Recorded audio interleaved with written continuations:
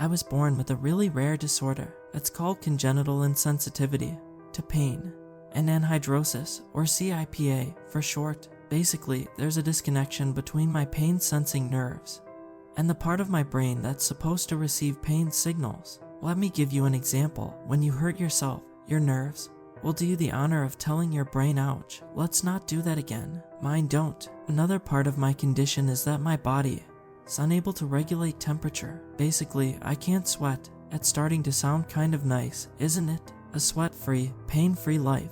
What could there possibly be to complain about? Well, because of this, my body is unable to cool itself down, leaving me at risk of overheating and possibly dying from heat stroke.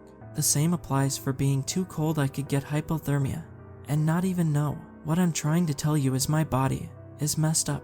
My first ever memory is of Mom cooking dinner. She'd left the kitchen unattended for a minute, so my 4-year-old brain had the bright idea of grabbing a chair, dragging it over to the stove, climbing up, and submerging my hand in a boiling pot of spaghetti. The bubbling water tickled my fingers, and I watched in awe as flakes of my skin began peeling away, mixing with the pasta. It was only when my mom let out a blood-curdling scream that I knew what I'd done was wrong.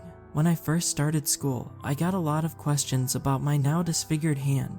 My classmates were fascinated to hear about my condition, acting like I was some sort of superhero. That's Jake. He can't feel pain. Isn't that cool? Can I punch you as hard as I possibly can? Would you feel it if I stabbed you with my pencil? It was kind of cool at first, having been made to feel like a burden at home with Mom constantly hovering over me. It felt good to be appreciated, even if it was for being a weirdo. But when secondary school arrived, being different was the worst thing you could possibly be. The admiration and curiosity was quickly replaced with disgust and repulsion. On the plus side, no bully wanted to beat me up. There was no point, not only because I wouldn't be able to feel it, but mostly because my attacker would be left feeling dissatisfied from their inability to assert dominance. The downside was that it meant they got more creative with their insults. My nickname became Marigold due to the rubbery texture of my scarred hand. I tried desperately to blend into the background, not wanting to draw any unnecessary attention to myself. Every now and again, though, my condition would give me away. While playing football in PE, an awkward tackle left me with an elbow to the face. I got up, brushed myself off, and glanced up at the rest of the class. They stared back at me in horror. What? I tried to say, but my mouth felt full. I spat, spraying the AstroTurf with a mix of blood and saliva, followed by a couple of teeth. Raising a hand to my face, I heard a crunch as I pressed my nose. After being rushed to the hospital and given a series of tests to ensure I hadn't received any more serious damage such as head trauma, I was allowed to go home having gained a misshapen nose, but having lost my 2 front teeth. When I returned to school several days later, I was no longer Marigold.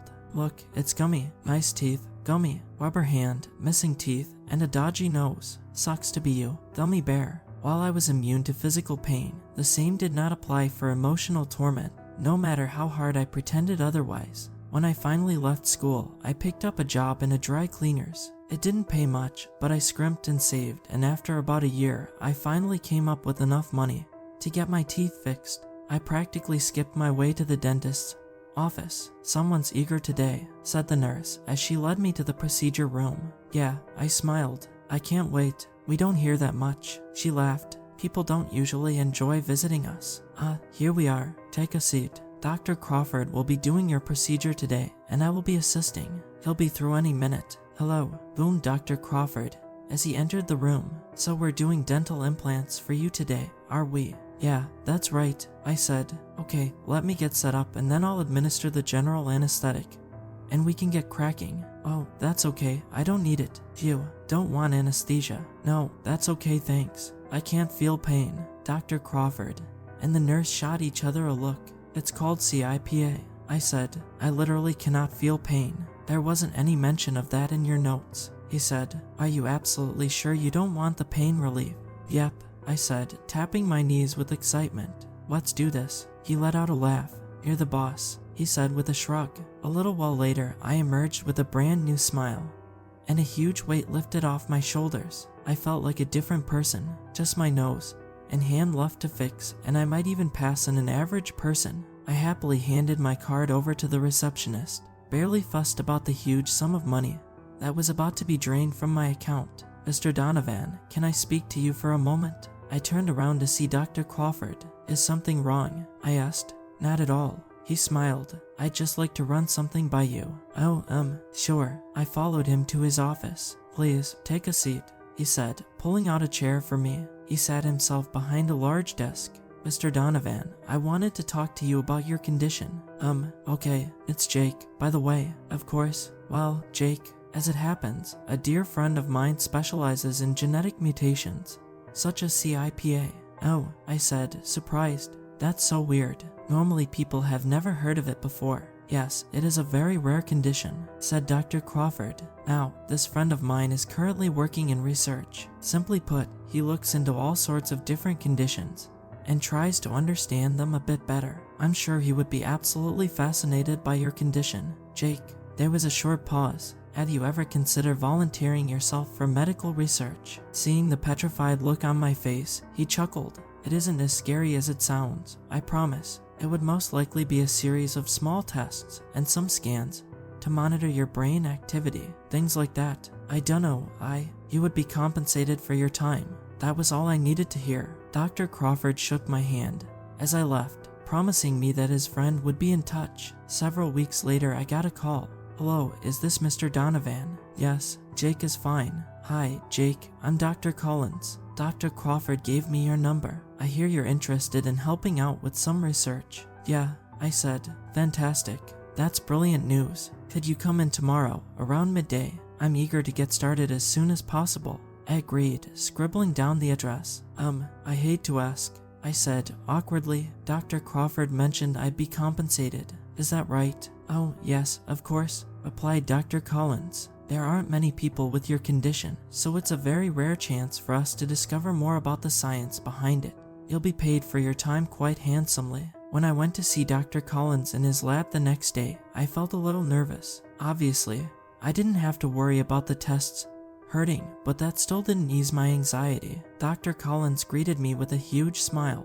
Hi, Jake. It's great to meet you. How are you feeling today? I'm okay, I said, a bit nervous. You're in good hands, he responded. You'll be working with me and a few of my colleagues today. We don't bite, I promise. We'll get started with a few blood tests, followed by an MRI. Sound okay? I followed him through to the testing room, where I was greeted by two middle-aged men and a slightly older woman. After getting briefly acquainted, I was given a seat, and the testing began. I answered some basic questions about myself and my life with CIPA. I explained about my teeth, hand, and nose, and how pain was a foreign concept to me. I went for an MRI and watched as the doctors excitedly discussed my results. At the end of the day, Dr. Collins wrote me a check for £250. I was ecstatic. Are you free to come in tomorrow? He asked. I was meant to be working, but felt more than happy to call in sick if it meant receiving over double my daily rate just for being prodded with a few needles I couldn't feel. Of course, I replied. The next few days were more of the same. Bloods, scans, and questions. It was the easiest money I'd ever made in my life. On the 5th day of testing, though, Dr. Collins wanted to try something different. Now, you're welcome to decline, he said, but my team and I have been working on a new form of medicine that's got nothing to do with CIPA. In fact, it's for an entirely unrelated project. However, given your test results, we feel like you'd be a fitting candidate to try it out on. We'd monitor you, of course, make sure there are no unusual side effects. I don't understand, I said. I thought I was just here to help you learn more about my condition. Yes, and that's what we've been doing. You've been a fantastic help. Like I said, you're more than welcome to say no, but this could give us the breakthrough we've been after. He paused, taking note of the hesitant look on my face. I'll give you £2,000 for it. So I agreed. I was monitored carefully over the next few days, but had zero side effects. Dr. Collins was ecstatic. Incredible, Jake, he exclaimed. Amazing. And that's how I became the lab guinea pig, with an offer of money I just couldn't refuse. I willingly handed my body over to science. Not all of the medicines were as straightforward as the first one. Some made me vomit, some gave me spots, some even left me close to crapping myself.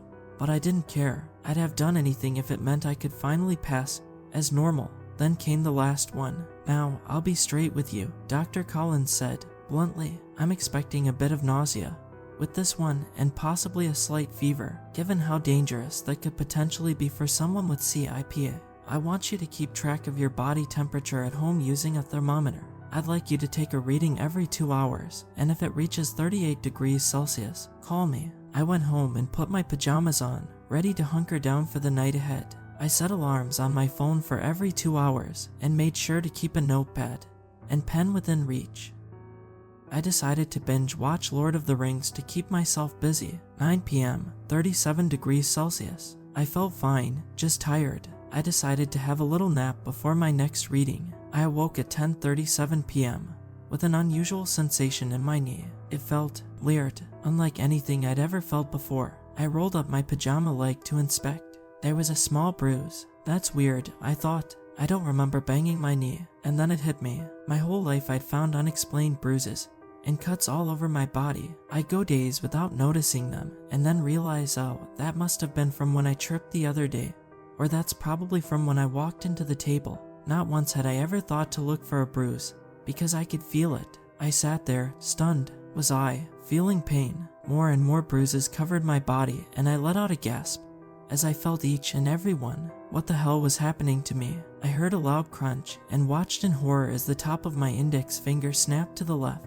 I yelled out, grasping it with my other hand in an attempt to squeeze the horrible sensation away, only making it worse. I needed to call Dr. Collins immediately. I reached for my phone with my non-injured hand, but stopped as I felt a tingle, followed by another loud crunch. My wrist broke, and I held. It hurt. It really hurt. I made another attempt to reach for the phone, but fell to the floor as my vision blurred, and my brain pulsated. Thump, thump, thump. My first headache. I swore through gritted teeth, tears steaming down my cheeks. I really needed to reach my phone. Before I could even move, my scar began to fizz. I could feel the bubbles on my hand like I'd felt all those years ago, only this time it was different.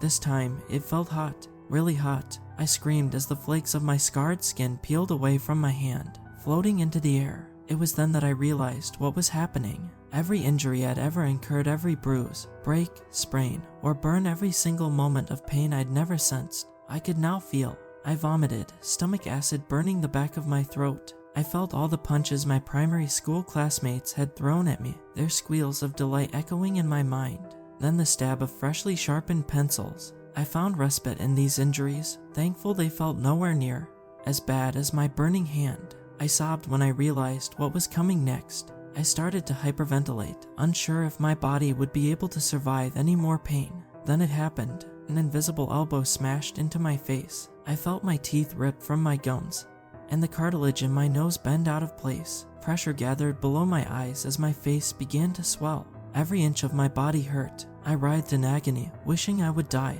It went on for hours. I was completely incapacitated, unable to call for help. Having strained my vocal cords from screaming, it had reached the point where it even hurt to cry. So I lay there, silently, waiting for my body to succumb to the torture. I couldn't tell you what hurt worse, having my teeth ripped out or having the dental implants put in. The damaged nerves of my teeth throbbed, causing bile to rise in my throat. Then came every side effect of all the different medicines Dr. Collins had administered. I winced as I dry heaved, my now empty stomach in knots. My body began to overheat, or at least, that's what I assumed was happening. All of these sensations were new to me, which made it all the more horrifying. My body shivered relentlessly as my skin turned pale. I sneezed repeatedly, tears streaming down my cheeks. My skin felt moist hot and cold at the same time. The warm sun glaring through a gap in my curtains let me know morning had arrived. I'd been this way the whole night. I closed my eyes, drifting in and out of consciousness. My body toyed with the idea of finally giving up. At some point, I passed out. I awoke a couple of days later, mouth dry and eyes crusted over. I lay still, waiting to feel something. Nothing. After several minutes, I carefully picked myself up off the floor and headed to the bathroom, turning on the tap. I put a finger under the water to assess its temperature. Again, nothing. I splashed my face and took a large drink from the running water, my mouth softening. I looked in the mirror. No cuts or bruises. No indication that anything was wrong. I forced a smile, baring my teeth. My implants were still intact. Grabbing my razor from the edge of the sink, I gently swiped it horizontally over the back of my hand. A thin little line appeared, and several drops of blood oozed out. I felt nothing. The next several days I flinched with every move I made, expecting the pain to suddenly reappear. But it didn't. Things had seemingly gone back to normal. And when I say normal, I mean my version of it. My sweat-free, pain-free life with a rubber hand, busted nose, and dodgy teeth.